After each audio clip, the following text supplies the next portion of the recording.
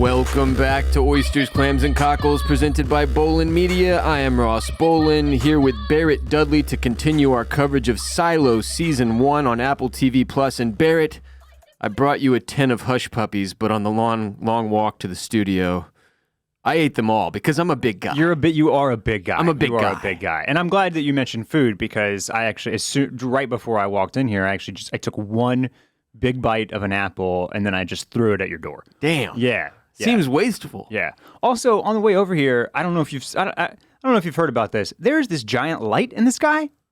Just random lights. And it's just a light. And Nobody I don't know knows, what is that thing? And they're not always there. What is that light in the sky that is making the outside bright? I don't comprehend, Ross. It's a shame there aren't books about it, about the light. Does it move in some sort of pattern? I cannot tell. Circular pattern, very perhaps? confusing. But yeah, let's silo it up. Let's do it. That's my bad about the Hush Puppies, though.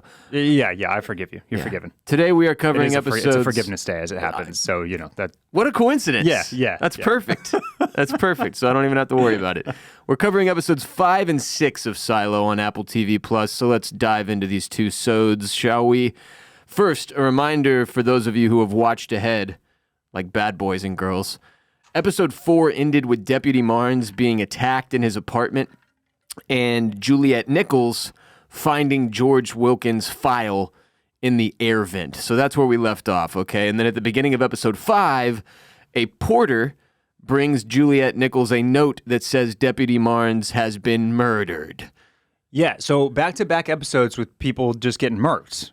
Just main characters gone. Yeah, and it's, I mean, to the credit of the show, you expect that typically, okay, look, this show has a little bit of a procedural vibe about it, right? We're dealing with a police, sheriff, law enforcement, kind of trying to solve a mystery. So that's whodunit style shit. Right. Yeah. So to that end, it's kind of you end on these cliffhangers, and for me, with TV brain that we like to talk about, for this style of show, I'm like, oh well, they're not dead. It ends on a precarious situation, and then we come back, and they've figured out a way to wriggle out of it. No, not either of these times. Both just dead as a doornail. So, yeah. Yeah, that was it for Deputy Marnes. Bye, Deputy Marnes. I was certain that he was going to be okay, that there would be some type of situation, maybe they were going to demand something of him. Yeah, I think. But the only thing was, I think we discussed this on Patreon on Thursday. But sometimes the cast listing in the credits can kind of give you minor spoilers. And after one of the episodes, I noticed that Will Patton, I believe is the actor's name, was listed as a guest star. Okay. He's not actually in that main title sequence. So that kind of maybe, steered me in the direction of being ready for his death. Two notes for TV then. One, we need accurate subtitles. That's something we need fixed. Every network needs to come up with a way to get accurate subtitles so there's no more Succession situations. And then 2, spoiler-free credits, please. Mm-hmm. Stop labeling people in a way that lets us know that they're not going to be around that long. Yeah. That would be nice. Are porters basically couriers? Yeah. Somewhere in between a courier and a valet. Yeah, mailmen / messenger boys, but they just run around up and down all day with those packs. You got to have some strong legs and calf muscles. I wouldn't be good for that job. You have to think that porters are regularly competing and finishing close to the top of the race up the silo. Right. They're best race to the top. They're race to the top. They're best conditioned for it. Yeah. So at the scene of the crime in Deputy Marnes' dwelling, we meet Paul Billings finally. They've been talking about this guy for 2 episodes. We finally meet him. He's the new chief deputy. Now that Marnes is gone, they replace him immediately. And Robert Sims is also there, played by Common.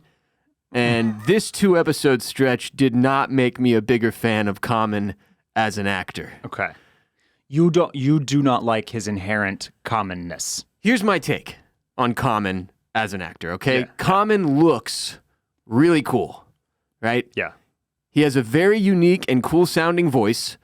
And I think that at casting calls, people are like, ooh, yeah, they get sucked in by the good stuff. Yeah, by the timbre. Yeah, but the problem is he's incapable of transforming himself from Common the rapper to Common the actor if you were already familiar with him. So maybe it's often that he's doing casting calls with people who don't know him as Common, like the very they definitely know storied Yeah. hip hop musician.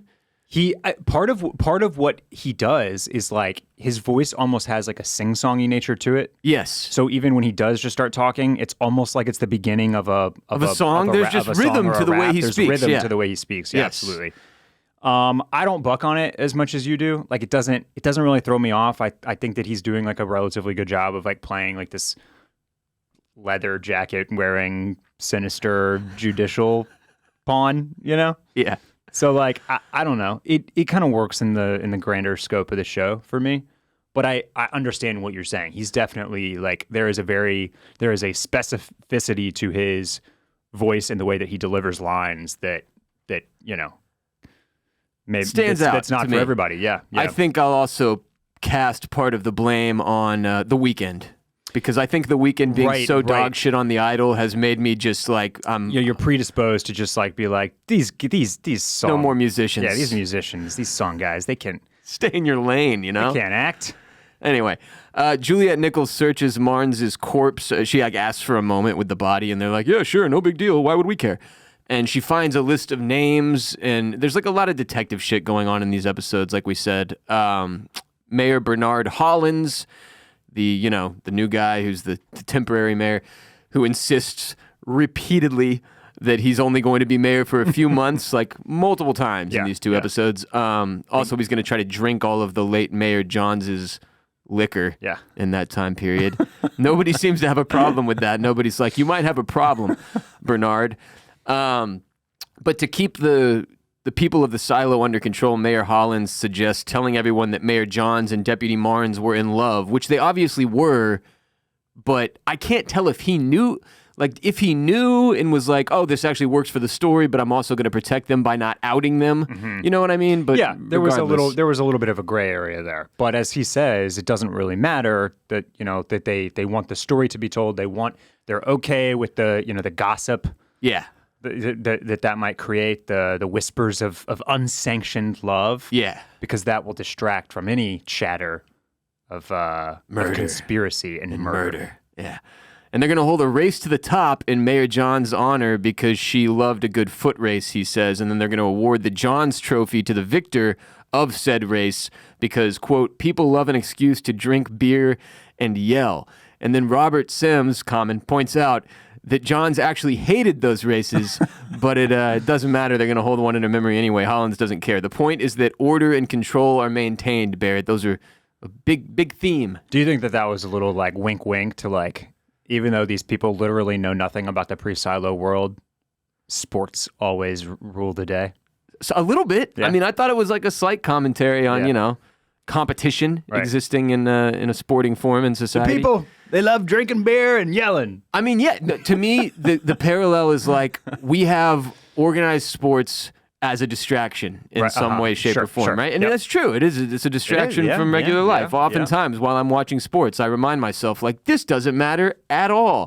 But it's nice to really feel like it does. Right. Because, everything else is dog shit. Yeah. Also, they're going to do a forgiveness holiday, which, similarly to the thing with sports we just discussed, these episodes had me questioning the nature of holidays in real life, where I was like, are holidays all just a big distraction to keep me from asking the questions that matter? You know what I mean? I was like, fuck, dude, the show's ruining everything for me is what I'm saying. Also, Juliette Nichols has not read The Pact, which I thought was like an interesting nod to citizens of, the United States of America, for example. Like, I've thought about this before. Like, I don't know all of the laws. Yeah. Yeah. Like, how sometimes people get pulled over and they're like, you just turned left on red, and people are like, I didn't know I couldn't do that. Right. There's a Dave Chappelle skit where he's like, I didn't know I couldn't do that. I think about that sometimes. Like, I don't know all of the laws, but I have no intention of reading them. But you know your rights, and you're going to need a warrant for that. Yeah. Yeah, exactly. Yeah. So at the dual funeral for Mayor Johns and Deputy Marnes, Bernard Hollins, the new mayor, gives a really awkward speech about how Mayor Johns left behind big shoes to fill. Big shoes. Big shoes. Big shoes. But not her literal shoes, because her feet were rather small. Quite dainty. in fact, is what I hear. Bernard Hollins likes feet, I suspect. Anyway, it turns out when you die in the silo, they bury you in some kind of a garden tree graveyard. I would call it an orchard, an apple orchard. An orchard, yeah. Are those apples? Is that what the fruit they're biting into? And then everybody takes one bite of their piece of fruit and then just chunks it into the grave. Yeah. Did you not recognize the crunchy snap of biting into a fresh, crisp Red Delicious? I thought that's what it was, but I also thought maybe a peach. I'm not a big fruit guy, so, could have been whatever to me. But, do you know what an apple looks like? Or if they all had different fruit, I wasn't paying that close of attention. All apples. It was all apples. Okay, cool. Yeah. But actually, it's apparently because the fruit has seeds in it, and that starts the process that they were discussing of, like, turning death into life to continue the circle of life as Mufasa intended. Yeah, there's also, when you the intro to this show, as we've discussed a little bit, is very Westworldian. Seems like it has a lot of metaphors going on in it. There's all sorts of shell spirals and DNA helixes and plants growing and then turning into compost and all that type of stuff. And so, like, I think that I don't totally know what it means yet. I haven't totally, sussed it out yet or thought long and hard about it. But, like, the apple, Garden of Eden, right? Yeah. The forbidden fruit. Yeah. What is that? There's got to be some... What does it mean? What does it mean? Yeah, there's got to be some tie to that, like, maybe Juliette Nichols is kind of like she's about to taste the forbidden fruit. Oh. If she's to, I don't know. It's the tree of knowledge. Stumble upon, like, a brochure of some sort. I think you just hit on it, actually. So the tree in the Garden of Eden is called the tree of knowledge. Oh, okay. And that's where the apple is, that Eden takes that apple. And the whole idea was that, like, look, there's all this knowledge about other stuff, but I, as God, have decided that is too dangerous, and you are to stay away from that knowledge because it'll unleash chaos across the land. And then she's like, well, I'm hungry. Fuck you. And gets an apple anyway. Yeah. My wife wants to know what they do with their poop in the silo, now that we know what they do with the corpses, with the dead bodies. But, like, indoor plumbing, what's the function there? Because you know what I mean? It's just like, are they just, like, pumping it out into the ground? Yeah. Basically, pumping it back up top? Or using it as fertilizer? Yeah, pumping it out into the... That's the first thing you notice when you go out to clean, is that there's just shit everywhere. Just human fecal matter. But yeah, I was curious if they use it as They're something. On a septic tank. Yeah. Real big one. Sandy, which is the name of Juliette Nichols' assistant, who doesn't like her because she's like, you didn't earn this job. Yeah. She comes in and tells Juliette that if she wants to get anything done, she's going to do what Sandy wants, because nothing happens in this office without Sandy Barrett. And Sandy wants Nichols to find out who killed Deputy Marnes. And she's like, well, that's my job. I was intending on doing that anyway. But not just to find whoever killed him. She doesn't want Juliette to just go with whatever theory that judicial throws her way, right? They're going to serve up a patsy, is what she's saying. And again, just in the name of order, right? And to keep things, as they are, they'll serve up a patsy, and she wants Juliette to ignore that and continue searching for the real killer. And she goes so far as to say that Judge Meadows and judicial care nothing about the truth. It's just about maintaining order to them. So Sheriff Nichols goes and investigates who killed Marnes. She takes Deputy Billings with her. And Billings is like a super pact nerd. Yes. Like, he's read this thing like hundreds of times and memorized it and shit.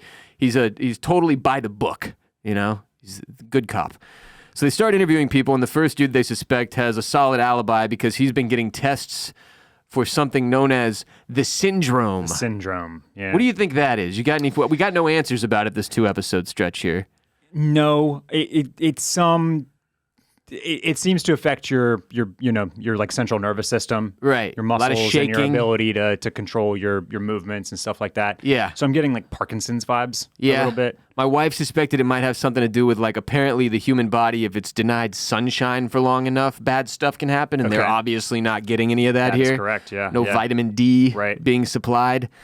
But Nichols ends up breaking into Patrick Kennedy's apartment by using her sheriff's badge as a lockpick, which is, it's called irony, I think. And she finds a very obvious can of rat poison next to a drawing of Mayor Johns, just pretty blatantly planted there to frame Patrick Kennedy. Yeah. And at first in my head, I was like, what a dumbass. Why would he just leave this out in his closet right next to the drawing? Because even I'm slow.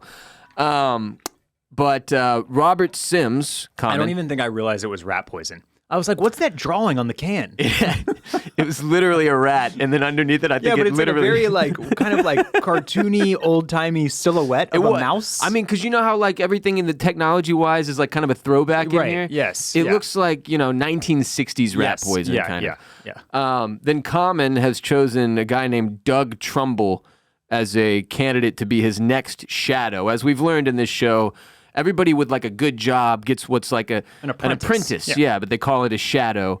And Doug Trumbull is the dude we saw attack Deputy Marnes last episode when I was like, it was just some white guy we've never seen before. That was this dude. So it took me a while to make that connection as well, by the way. Yeah. They don't really show that guy's face very well in the... Just a quick flash here.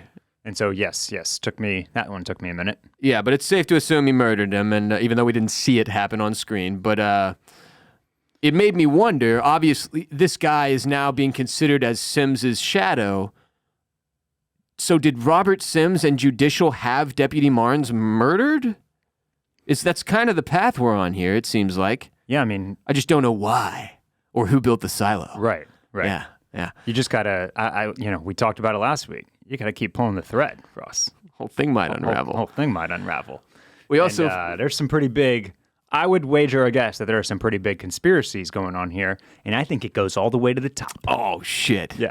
To the up top. To the up top and beyond, yeah. Wow. Yeah. Yes. We find out Judicial gets reports from informants, which the Down Deeps refer to as listeners, and people in Judicial refer to as friends of the silo, which reminded me of the time I did in county jail, where they've got these guys that are between regular prisoners and the cops that serve as they work in the jail basically, and you get time taken off. Okay. So all of the prisoners think of them as rats and hate them, and all the cops like them because they're the good prisoners. The good to prisoners. them. Yeah. It's really interesting stuff. All right.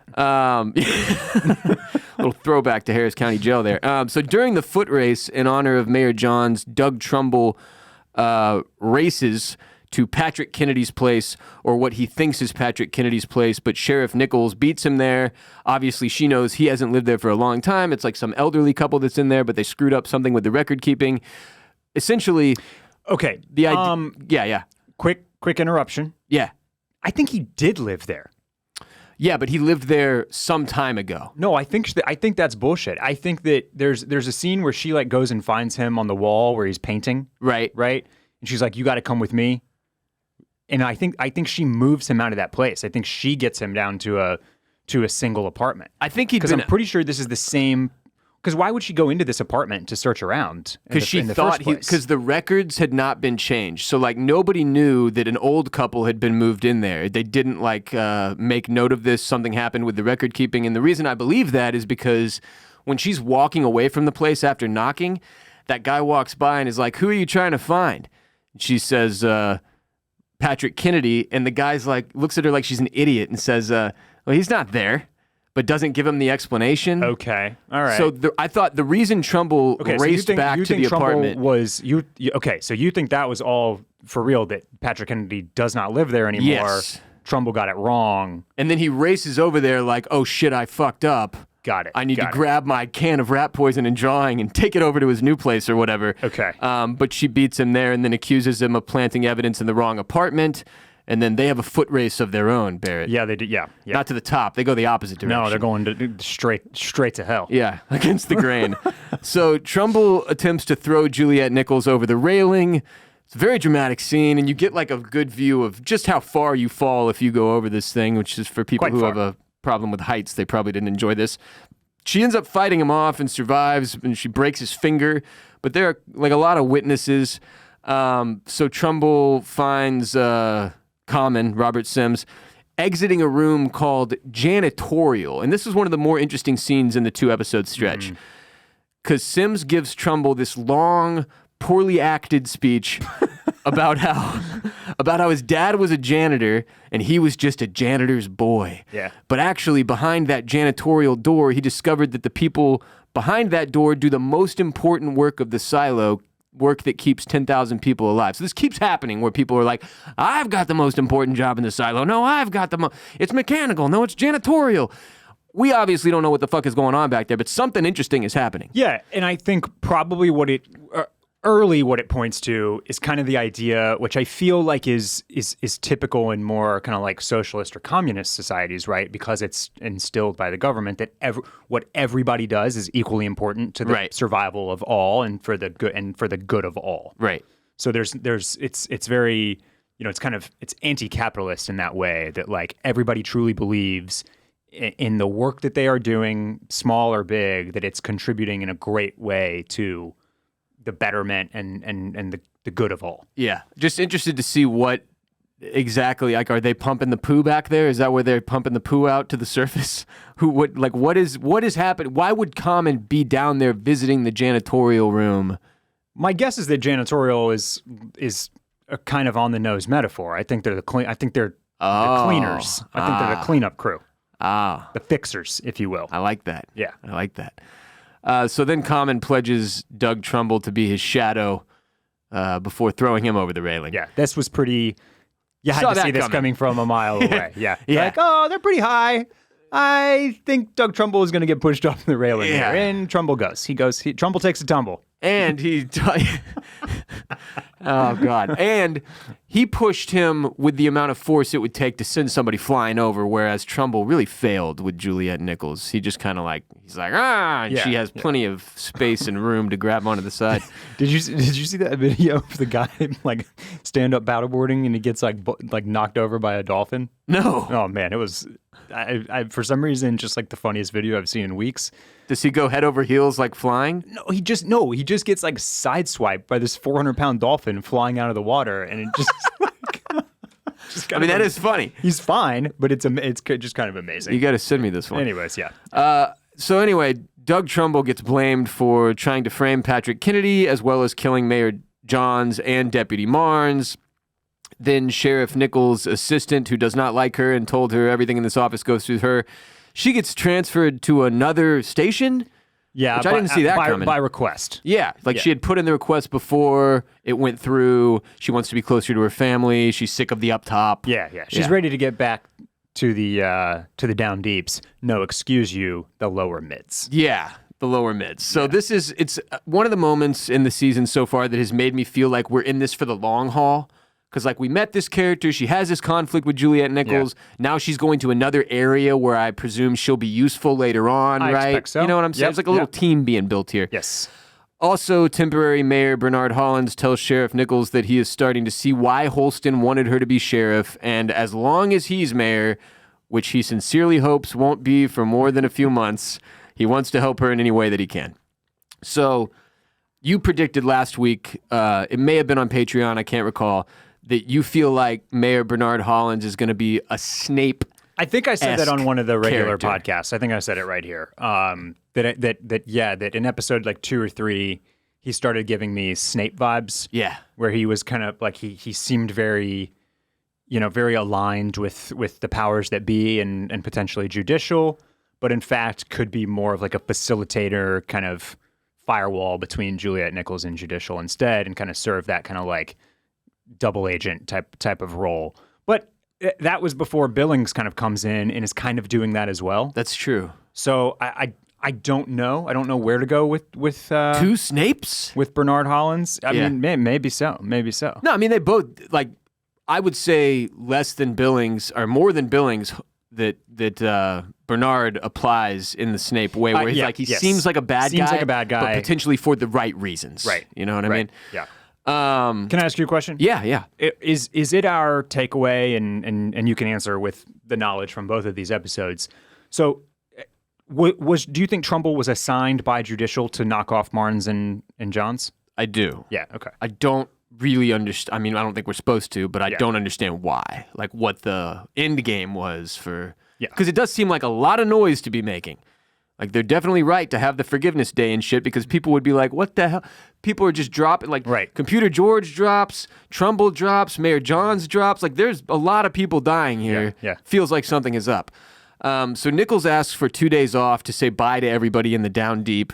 And on her way down for 2 days off, she passes the dude in the cafeteria, Lucas, who is drawing the lights in the sky, which we know, because we have books and history and education, those are stars in the sky. But they don't know what stars are. They just call them lights in the sky. That's correct. And I thought this was interesting because it kind of had a two-pronged effect on me. One, it serves as the realization of how little these people know about the outside and the pre-Silo world, that they don't even know what fucking stars are. It's hard to wrap your mind around that. Yes. Like, they have zero knowledge So it's very of human history in any way, shape, or form. Yeah. So that's all really, really strange that they don't even, like, they're operating generators, but they don't know what a star. It's just very, it's kind of hard to compute, right? It's a restricted amount of knowledge that they have. Yeah, and in an extreme way. Like, they don't have science, but they have engineering. Science, damn you. So that's pretty interesting. And then the other thing that's like, he describes the way that he thinks he's just determining that they go in patterns. And it's like, well, that's stars. He's basically seeing constellations, right? Right. And like the Earth's like, he made it sound like he was seeing the Earth's rotation too. Right. Like that he'd been watching it long enough to like spot, you know. And yet there's also, what he also could be seeing is a programmed version of what's going by. Yeah. So that's, it's kind of, it does both of those at the same time. It's like, well, he is legitimately, he's Galileo up there, right, determining science and stars and all that type of stuff, and figuring out astronomy. But also, he may be kind of like uncovering something that the judicial and the powers that be are kind of putting in front of them. Yeah, because you would think if, in fact, he was studying something that they had not programmed for him to see, they'd be pretty upset by his whole documentation of the shit, right? Because it doesn't seem like they want people learning anything. But you called the show Westworldian. We've referenced Westworld a lot. And there's a lot of things that fit into that genre. But specifically to Westworld, this part of it, like, it really makes you question the nature of your reality, right? Because you're just like, oh, I see things, but do I only see what they want me to see? Right. It's pretty deep, Barrett. But I'm still not sure what the role of this Lucas guy is. It definitely seems like he's courting Juliet. Oh, yeah. Right? But moving on, Nichols visits Martha Walker, who she calls Walk for short, and talks to with a walkie-talkie, I would note, who has been looking into the video camera that George Wilkins left behind, right? She left that with her in the shop, said, I don't know what this thing is, figured out. And Martha, as a result of looking into the camera, she finds like small serial numbers on like the computer chip or whatever, right? And she brings up how there are two big mysteries about the pact. One is why they stipulate that the citizens cannot mechanize the way they go up and down the silo, which you and I had questioned. Like, what's the deal with no elevator? Where's the stairs? Where's the elevator? Where's the escalator? Yeah. And so no lifts, no pulleys. That's part of the pact. They're supposed to have to walk everywhere they go up and down using the big stairs. And then two is no magnification beyond a certain power. Yeah. Which my read on that was like, well, okay, that makes sense. Without a certain level of magnification, it gets really difficult to make scientific developments, right? So it keeps their technology at this baser level where they can't like rise up and progress as a people. Yeah. Any further thoughts on the whole? I just thought that was cool. It's like one of the few insights we get into like, do any of these people think about the pact, right? Like, I mean, for the most part, like I found these episodes, especially episode 6, fairly enjoyable because of the progress that we make, learning more about the pact and more about the relics.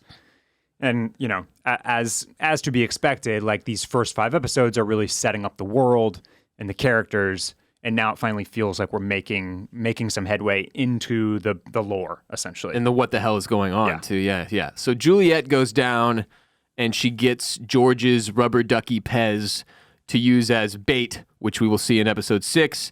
And again, so the gist of episode 5 to me was authorities want control, right? Order is more important than justice or truth. And history and education are very important. That's kind of been the theme throughout so far. Because without the documentation and the teaching of history, we really don't know shit. It kind of makes you have an appreciation for just how much documented history we have as human beings not living in silos. Yeah.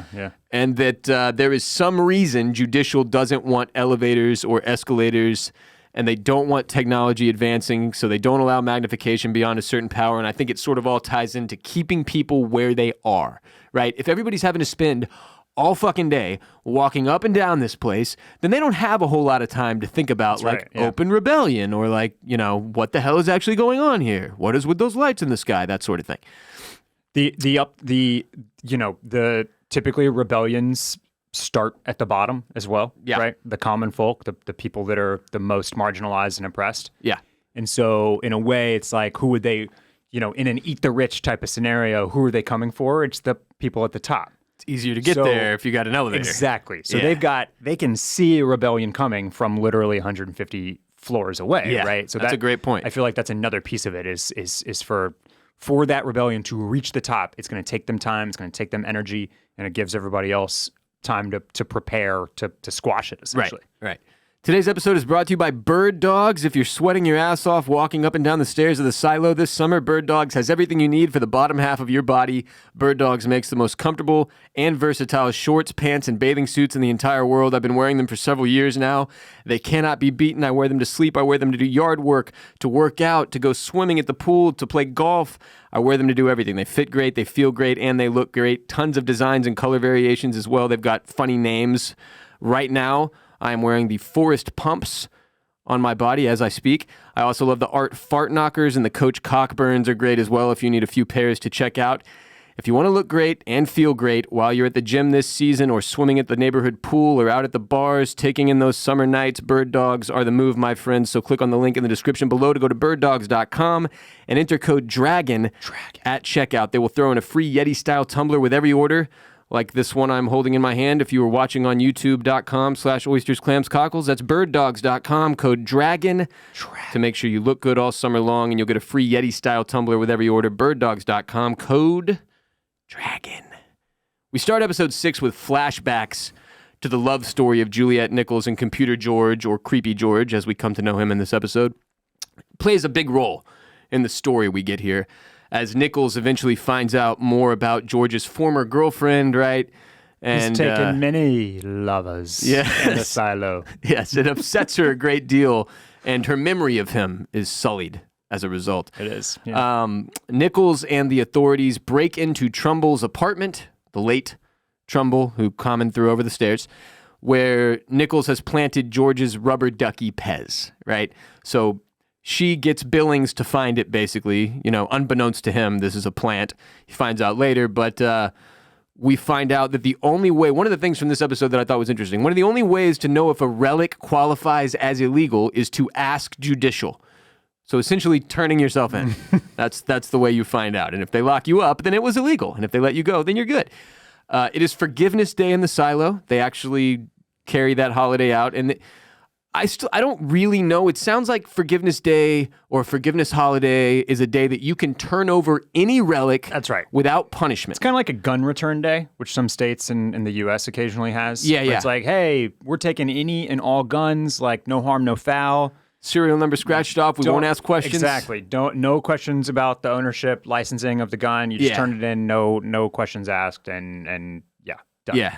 There's even a reference to like not arresting somebody on Forgiveness Day. It sounds like they, by and large, it's almost like a purge in that way. A little bit, you know? Yeah. Kind of a free for all, I guess. Do you think that you can get down and dirty at the fountain on Forgiveness Day, like that one drunk couple? I don't know. It's entirely possible. Now Marnes isn't around to arrest you and stop you. Marnes in there, so have an orgy. Yeah, I've heard Billings is softer on that type of stuff. Yeah. So, Forgiveness Day coming up. Turn in all your relics, folks. Huge. Don't be afraid. Yeah. Nichols and Billings go with Sims to meet Judge Meadows. So we meet the judge for the first time. And she raises the privacy screen on her window for their meeting, but it only goes up like 3/4 of the way. I was like, what is... You're just really not worried about that little section, huh? Yeah. Where's that window even looking? I think out at the silo in general, because she's kind of standing there like overseeing her domain. Like, is there going to be trouble on Forgiveness Day? Yeah. But Nichols shows Sims and Judge Meadows the rubber ducky Pez dispenser, which is funny to me every time they show it on screen. I'm just like, what is this fucking thing? I used to love Pez as a kid. Maybe that's curious. Why. It is a. Like, what's the symbolism there? Yeah. Well, like Mayor Bernard might call it. It is a curious curio. Yeah. The Pez dispenser. I am very interested to see why it matters so much, because obviously it's being used as bait right now. It was part of George's collection, but currently what I'm kind of trying to suss out is like what's the dividing line on the relics? Like what makes one illegal versus legal? And very clearly we've got like anything technologically advanced, anything that has that gives you some clue or some type of hint to the pre-Silo world, right? Such as the book that's later discovered. Like obviously any of that is illegal. Yeah. But then why would a Pez dispenser be Don't illegal? know. Don't know. Like they can't know. Like can they? Are they control? Like is it as they're not even supposed to know what candy is, but they've got like desserts, right? It's just very interesting to try to kind of unfold why or unpack why, like, the fact that we could create a Pez dispenser. Like I don't know. It's a weird one. That's why the Pez dispenser's funny to me. Yes, I think it is a weird one, and I'll be curious to see if they ever kind of give us more into the meaning or why a Pez dispenser, as an example, is such a dangerous relic. I thought they tried to in this episode, in one of the flashbacks with Juliet and George, and she's like basically like, why do you keep all this stupid stuff? And he's like, because every relic is a clue into the past that might unlock the gate to history, or whatever. Yeah, and also, I mean, he has a good line in there where she has like he says, or Juliet says that these relics are not worth your life, and he says, but that's exactly it. Like the silo makes them so that they are worth your life. And why would they do that? And why would they do that? Yeah, that was a great point there. So Sims explains that Judicial has much more extensive files on relics than they do in the sheriff's office. So they're dealing with 140 years of documentation on all known relics. Well, and when this scene unfolds, I was like, Like, I guess it's just like a statement about how, they're working with different sets of data, which is kind of comparable to like the federal government versus the local law enforcement in our world. But it was also a little hint, wink, wink, into the final scene of this episode, which we will get to. But it's when we find out that like they're all being watched all of the time. Yep. So it's really easy for Judicial to build a big file on everything and everyone, whereas the sheriffs are just kind of like going around doing old-fashioned crime solving, right? Yep. But Nichols is allowed to do the relics investigation that she requests. She's like, I've got this Pez, and it was in this dude's office, and I'd like to do a relics investigation, please. And Common ends up agreeing. So she goes to see Patrick Kennedy to ask where she might find a relics dealer. And Kennedy says that in his experience, and I liked his little spiel here, he's like, when people with badges go doing things for personal reasons, they tend to get other people hurt. And he's like sussing, like, she's got the watch on. He pieces it together like, this is clearly a personal vendetta for you. You're wearing a relic while you're investigating relics. So he does give her a name, though. We get a shot of Sims pulling up the rubber ducky Pez dispenser on his computer, and it says pre-Silo on the screen. And then he goes back into like his closet full of confiscated relics that he's got there in his office. They're all marked in those red bags. Okay, another question for you. Yeah. So this rebellion that we keep talking about, is post Silo. Yes, there was a Silo at some point. There was a Silo. There was a rebellion at some point in the Silo, right? And was that 140 years ago? I think yes, because that's when the rebels allegedly wiped out all their history, burned all their books, deleted all their files. They lost everything in that instance, right? Which I think is safe to assume the government used that excuse so that they'd have as much control as they have now. Yes. But we just don't know the gist of it. Like the question you asked earlier and this so we season, also don't know exactly how long the Silo has actually been no clue. Going then. No idea. Yeah. We think that the rebellion was 140 years ago. Yes. Yeah. Okay. Yeah. So Juliet Nichols and Billings go to see a woman named Regina Jackson because that's the name that Patrick Kennedy gave them. And it turns out this is Creepy George's scorned ex-girlfriend, right? So she immediately, Regina, recognizes George's watch on Juliet's arm. It creates this very awkward situation, tension. And Juliet tells Regina that George is dead. He fell off the stairs a few months ago, which I was like, whoa, didn't realize how much time had passed. But it sounds like Juliet's relationship with George started right after George and Regina's ended. Like he kind of leapfrogged from one to the other. Did you believe him, Russ? Did you believe him? When he said he loved me? When he said he loved you. Not anymore. I mean, Regina did a great job of making Juliet question everything about George, right? Yeah. And George apparently used to have Regina buying relics for him, and she suggests that George was using Juliet for a similar means, I suppose. But we move on from there, and Nichols meets with judicial Robert Sims and acting Mayor Bernard Hollins, where Sims tells her that the rubber ducky Pez belonged to George Wilkins according to judicial records. When he pulls out that file and he like flips through it, and the last page is George Wilkins, I was like, damn, so they did have this documented. Yeah, they did. They knew he had it. And again, kind of foreshadowing the final scene, they know who has relics. Yeah. And they know who has illegal relics, and that they just have that information. They're not necessarily going around and acting on that information. Not till they need to. Not until right? they need to. Yeah, exactly. Yeah. So they all but accuse Juliet of planting the Pez in Trumbull's apartment, and Mayor Hollins then kind of comes over the top and suggests that Trumbull took the relic from Wilkins's apartment, that is hypothetically possible, basically to be like, look, let's not have any more drama here. And as far as anybody knows, Marnes and Johns died of heart issues from walking the silo, which is kind of fucked up. They were just like, oh, yeah, they both died from being old and out of shape. Too many steps, but you still can't have elevators. And he says that any further investigation could expose the truth and that could prove destabilizing. So, again, murky, gray area here in terms of morality that this guy, Mayor, what's his name, Hollins, is operating in.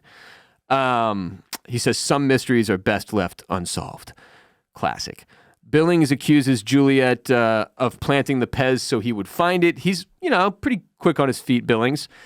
And Juliet then points out, hey, well, yeah, you've got the syndrome and you're hiding it. Yeah. Which is kind of fucked up. Yeah, it's pretty mean. Pretty mean about it, I would say. What is the syndrome? Who built the silo? We don't know. So Billings goes home to his wife and baby. His wife notices he's suffering from symptoms related to the syndrome because he didn't have any alone time today to put like the ginger... To eat his ginger root, yeah. ...root on himself that apparently helps with it. His hands are violently shaking. He's really worried that his daughter will have the same syndrome, that it passes like that, and his wife seems to think that's not how it works.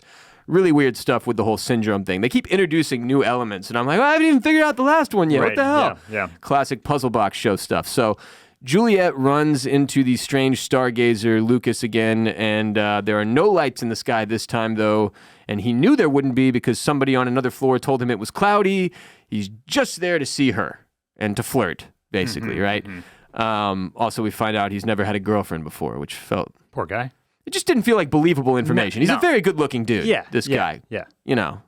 I would say he's pretty good at flirting. Yeah. Juliet, very resistant to the charm, but I'm charmed. Yeah. No, definitely. She was the awkward one, not him, to me. Then we flash back to Juliet with George in their secret place where George lays out all of the big questions for her. He omitted one. Who built the silo? Who built the silo? Yeah, but he does say what's outside, what's beyond what the sensor can see, why are we here, how long have we been here, how much time do we have left, and then the biggest one, what if everything you know to be true, everything you've been told by people you love, was in fact just one big lie? Which if you're really high watching this show is a tough one because it really sinks into your brain and makes you question the nature of your reality, Barrett. But that was just a cool... Who am I? A little, very, very who am I Zoolander scene. I guess I have a lot to ponder. Them laying on the catwalk down there made me nervous. I was like, you guys have a bed 20 feet away. What the hell? But moving on from there, Juliet calls Martha Walker on her walkie-talkie and tells her that she's going to turn in her badge and come home in the morning because George had another girlfriend before her. And that's not cool. He didn't tell her. Yeah. But Martha talks her into staying the course and doing the right thing, not just giving up because of anger and personal feelings. So Nichols goes back to see Regina Jackson again and accuses her of ratting out George to judicial. Regina explains that judicial isn't the problem, that there's some man who comes in at night and he knows everything. That she woke up one night and there was a man in her bedroom asking questions and threatening her friends and family if she didn't give him the answers, and that he knew everyone she had talked to that day, that he came back multiple times, right? She has since installed stuff in her apartment to try to block out the sound, and even when Juliet comes in to talk to her, she goes and turns on her fan. Yeah, everybody's got their little thing. And both of them are terrible so far. Turning on water, turning on the fan. You can't even hear the fan the second she turns it on and walks away. But Regina gave up the names of every relic dealer she knew to keep her mom from going to the mines, which we still haven't visited and you have to assume we go to at some point. But George's hard drive comes up, which is the thing that brought all of this to be, right? All of this is happening because of this hard drive, and that he showed Allison, and then Allison goes out to clean, and the sheriff goes out to clean, and then everything dominoes from there. Yep. But Regina says she never saw what was on the hard drive, and that George used her to get it for him, and that in exchange for the hard drive, George gave Regina a gift that he got from his mother that was passed down from his family, in his family, and hidden for generations. Genius hiding spot, by the way. She's like, yeah, they come in and toss my place all the time, but they just pick up the doormat and throw it to the side. Doormat's got a zipper on it, Barrett. Yeah. Fucking genius. But this thing is from before the silo, before there was a reason to lie, and obviously we see Juliet take it out, and it's a guide to the state of Georgia. It's got like the Chattahoochee National Forest, photos of animals and rivers and such, the ocean, the beach. Sunset, yeah. Yeah, all the things we take for granted out here beyond the silo, Barrett. Nature, indeed. So Nichols takes it home. She starts reading it, and the camera like slowly zooms out, does the thing where suddenly, oh wow, you're looking at a screen, and then there's a whole bunch of screens, and it turns out these guys, there's two dudes in this room. It's like the security room watching everyone. Yeah, I have to assume every place is bugged. I think so. Yeah, that's the read I get. I think so. Now, why would Regina need to give up names of the relic dealers if they already know who all the relic dealers are because they're watching all of the relic dealers? That's a good question. That's a question. So are they only planting these devices in key locations or key rooms? Possible. Or do they go install them once they think you're a potential threat or a problem? I mean, I took it to be that these are everywhere and that everybody's being watched. And I don't know, maybe relic dealers are really smart about it, and somehow they're able to kind of like hide in the shadows or whatnot, or they were just using Regina's confirmation. The bigger questions that this left me with, the first thing is that you kind of maybe can tie this together with the janitorial room. Maybe this is janitorial. Oh, very good. But I also got a little bit of a cabin in the woods vibe, where I couldn't tell if those two guys watching the screens were like dressed in like a 2020s clothing. Right. Didn't they kind of look like, I think one of them has like an earring. They talked more. They kind of in seem a more modern way. Right? Yeah. So like, I almost was like, wait, are we suddenly seeing people that are not in the silo, that are completely out of the silo in the real world, in the modern world? And that there's another added layer to this where who is watching everything play out is actually something even beyond judicial or connected to judicial, but not in the silo. I like that. So Tommy yeah. Tommy want wingy. But yeah, it's they seem to know what she's looking at, which is like weird, because they're like, we got to wake him up. And one of the other guys like, it's the middle of the night. And he's like, we got to wake him up anyway. And I'm assuming they're talking about waking up Robert Sims. Common. That was my read. Yeah. Which would make sense if they're in janitorial, right? Yes, but I kind of think I feel like we're getting introduced to a bigger baddie. Yeah, possible. But yes, it could also be Sims. Also a question out, like, is Sims the man that knows everything? You know. Oh, yeah. Just like how much of a player is he? Yeah. Right? You know, because he right now it kind of seems like he works for Judge Meadows. Yeah, he seems like a mid-level guy, so right? more of a mid-level guy, which is why I kind of think maybe they're getting somebody else. Well, it would also explain why his name pops up second in the credits. Because Common's name is the second name that appears in the credits for this show. Yes. And I keep suspecting that his character will grow larger, which I think your janitorial theory really plays here. So as far as episode 6 goes, the message, whatever, the biggest takeaways for me were that like most of what we go off of as humans, most of what we think we know is things we were told by other people, right? Taught in school, read in books. Yep. But there's not a lot of thought given to like just how much programming there is in that stuff, at least not as a kid. Yep. When you get older, it starts to come into play a little bit. Who's to say how trustworthy any of that information is? And then the other thing was like, our world is a big, beautiful place that we should treasure because it would suck much, much worse to be stuck in a silo, right? When she's looking through that thing, and you realize, like, in watching this 2-hour chunk of this show in particular for me, you have not seen a single, you haven't seen the outside sky. You haven't seen the stars or any animals or, like, the rivers or the lakes or the beaches, anything. And these people obviously would appreciate that a lot more than we would, who are spoiled by it. Yeah. And I mean, the piece of this 2-episode arc here that fascinated me the most, I think, was, how little do they know? How little do they actually know? Yeah, the thing that popped into my mind was like, man, they don't even know about George Washington. No. Which just a stupid example, but it's like they would have zero concept for history. What is America? They would have no clue about that. They've never seen the E-Bombs World video, Washington, 10-foot tall. It's a classic. Damn, that's a throwback.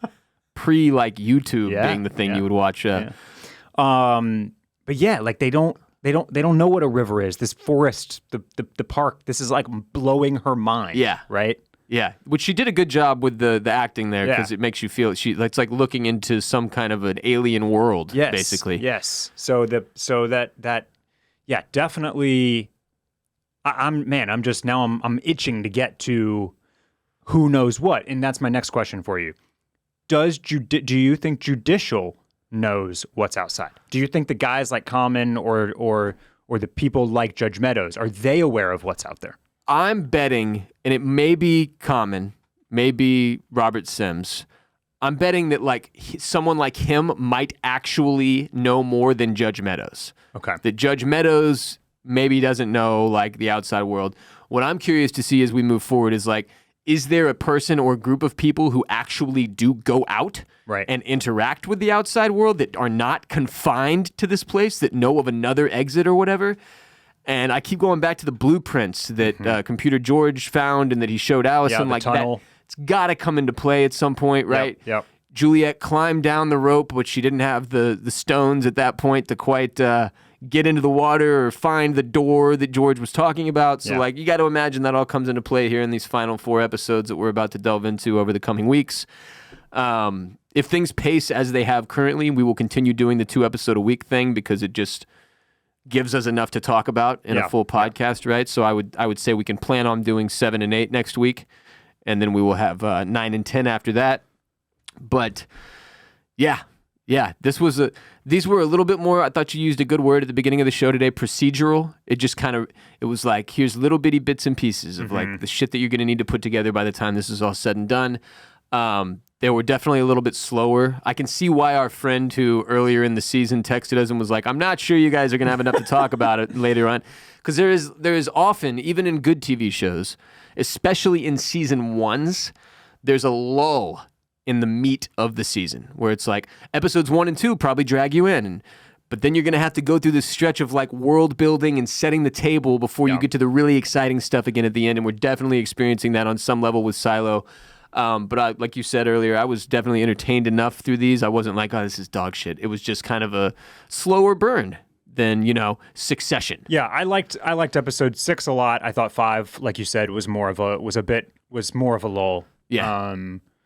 And they tried to spice it up with her almost falling off the. Yeah, but you knew. We all knew. Right. Yeah.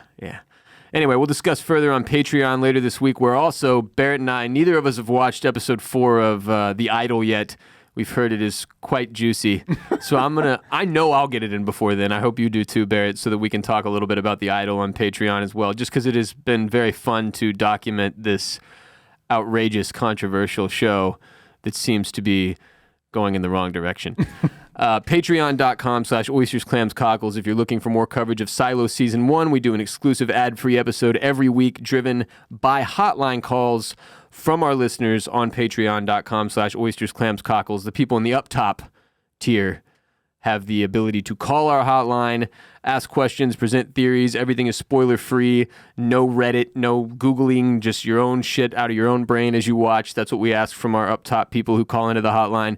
Subscribe on patreon.com/oysters, clams, cockles for as little as $5 a month to support our show and enjoy so much more exclusive OCC content ad-free. When you join, you'll immediately gain access to our entire backlog of premium episodes, including all of our bonus coverage of Succession's final season, The Last of Us Season 1, House of the Dragon Season 1, White Lotus Season 2, and there's more. You'll gain access to our entire companion podcast for HBO's classic crime drama, The Sopranos, friendly to both first-timers and rewatchers, on top of all of our bonus coverage for Silo Season 1. So go to patreon.com/oysters, clams, cockles today Support our sponsors all season long. Today we had Bird Dogs at birddogs.com. Use code DRAGON when you check out and get that free Yeti-style tumbler with your order.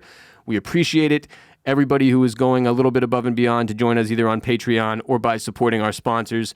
Both of those things ensure that our show keeps going. Links and codes for today's sponsor in the description of this episode. Follow Mr. Barrett Dudley at Barrett Dudley on Twitter and the Instagram, where he is more active.